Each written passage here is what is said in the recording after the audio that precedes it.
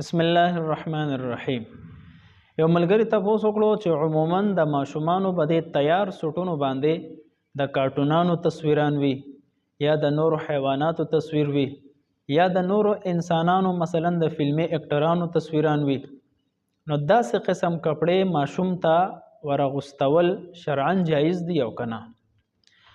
فتاوی هندیه کې دي وما یکره للرجال لبسه یکره للغلمان والصبیان والاسم على من البسهم لأننا امرنا بحفظهم.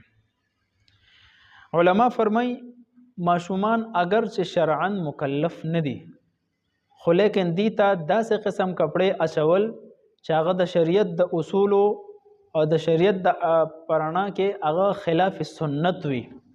مثلا څنګه چې سوال کې ذکر شو داسې لباس اچول چې پاغې باندې تصویران وي د کارټونانو وي یا د نورو حیواناتو وي جاندار او یا د فلمي اکټرانو وي، نو د شریعت په نظر کې داسې کپړې ماشومانو ته اچول هم جایز نه دي، دا مکروه تحریمی دي.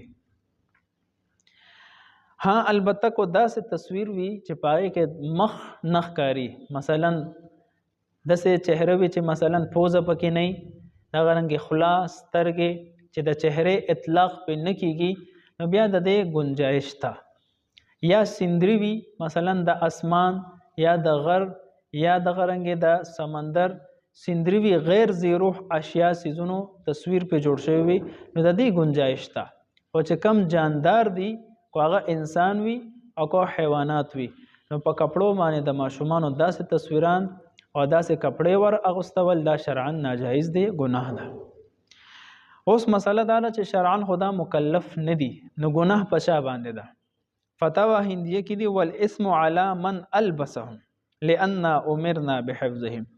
ګناه به د ماشوم باندې نه ده، ګناه په هغه چا باندې ده څوک چې د ماشوم ته دا قسم کپړې ور اچوي، نو هغې کې عموما والدین دي او د ده چې کم سرپرست دي، ځکه لأننا امرنا بحفظهم مونږ ته حکم شوی دی د ماشومانو د حفاظت کولو د هر قسم معاصیونه د هر قسم نافرمانیانو نه او د غلط تربیت کولو نه د دې د حفاظت مونږ ته حکم شوی دی.